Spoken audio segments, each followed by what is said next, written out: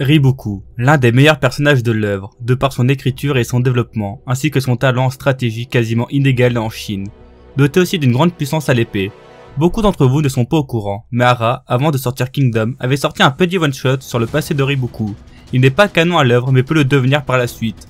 Pour moi, il y a de grandes chances qu'Hara l'introduise à l'œuvre, ou fasse quelque chose de similaire dans la trame principale du manga. En tout cas, ce one-shot correspond très bien à Riboku et nous permet d'en apprendre plus sur lui.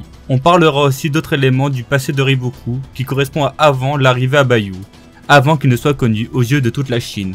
Car Hara a déjà parlé de son passé à plusieurs reprises dans l'œuvre. Mais on va aussi beaucoup parler du one-shot. Le lien est d'ailleurs en description, pour ceux que ça intéresse.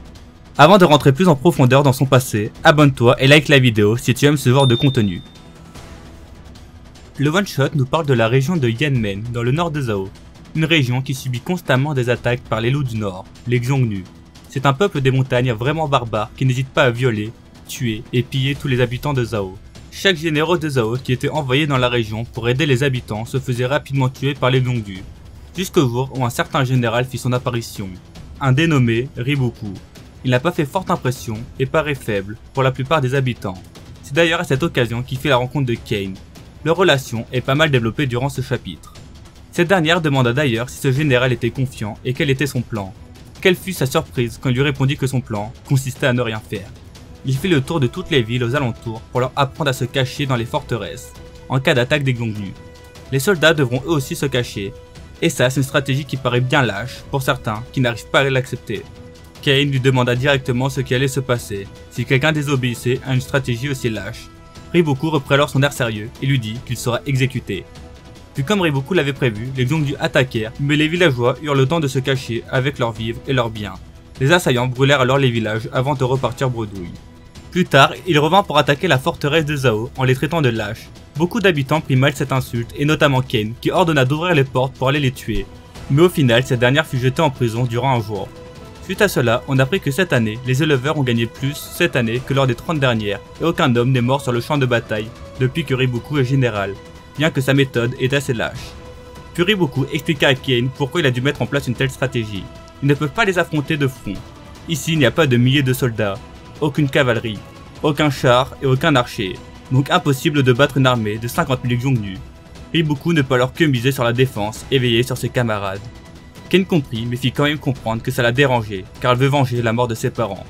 Puis Riboku commença à lui dire que ça lui rappelait quelqu'un, un jeune garçon comme elle, rempli de vengeance, qui comme elle avait perdu ses parents dans une guerre, mais lui avait aussi perdu ses frères sur le champ de bataille.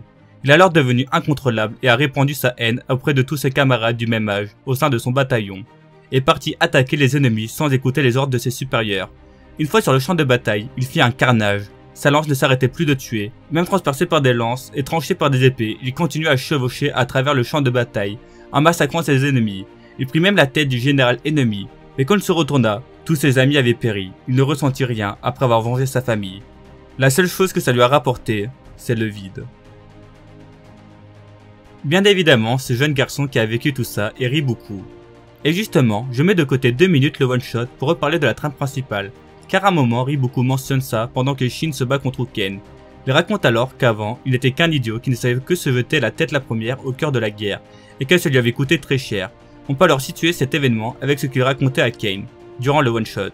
C'est d'ailleurs à ce moment-là que sa vie prit un tournant. Ayant tout perdu, il attendait que la mort, et c'est là qu'il fit la rencontre la plus importante de sa vie, Ken. Ce dernier lui mit son arme sous la gorge afin de le tuer, mais Riboku ne bougea même pas, et résilié à mourir, mais Ken lui redonna un sens à sa vie, en lui disant qu'il avait encore un rôle à jouer et que c'est lui qui devrait le guider vers la réponse que cherche sa voix. Suite à cela, Riboku s'est éloigné des champs de bataille et entreprit un voyage afin d'en apprendre plus sur les chercheurs de voix. Il apprit qu'il existe depuis avant même l'ère des royaumes combattants, et apprit toute leur histoire et de pourquoi ils faisaient ça.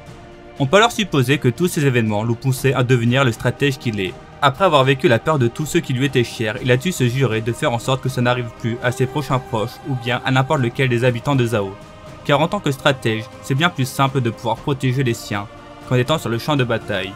En tout cas, le one-shot nous conforte dans cette idée, que Riboku sait vraiment très bien se battre avec une arme en main, mais ça on peut le remarquer à plusieurs reprises dans le manga, comme quand il arrive à Kanyu et que tous les généraux puissants se rendent compte qu'il est encore puissant, ou bien lors de son affrontement avec Shin. Malgré tout ça, je ne pense pas qu'on le verra faire de gros 1v1 dans le manga, étant donné que même s'il reste très fort, ça doit faire des dizaines d'années qu'il ne s'est pas battu sérieusement et doit se faire dépasser par beaucoup de gens, et notamment Shin, qui figure parmi les hommes les plus forts de Chine. Bref, revenons-en au one-shot, sur Riboku. Pendant que le général racontait son histoire à Kane, l'ami de cette dernière était parti se plaindre au roi de Zhao des agissements de Riboku, sans que celle-ci ne soit au courant. Car certes, elle n'aimait pas Riboku, mais leur relation s'est nettement améliorée. Mais ça, son ami ne le savait pas, et le roi décida d'enlever Riboku de ses fonctions à Yanmen. Kane devint alors fou de rage envers son ami, qui pensait avoir fait quelque chose pour la rendre heureuse. Au final, un nouveau général fit son apparition et décida d'attaquer les Xiongnu. Bien évidemment, ça réduit à néant tout ce qu'avait fait Riboku. La forteresse est tombée entre les mains des ennemis et sont sur le point d'attaquer la cité. Beaucoup de soldats décédèrent durant cette bataille, dont l'ami de Kane, et tous les soldats encore en vie regrettent amèrement l'époque où Riboku était là. Cette époque où tout allait bien, aucun combat, tout le monde en vie, le bétail en sécurité, bref, un miracle pour Yanmen.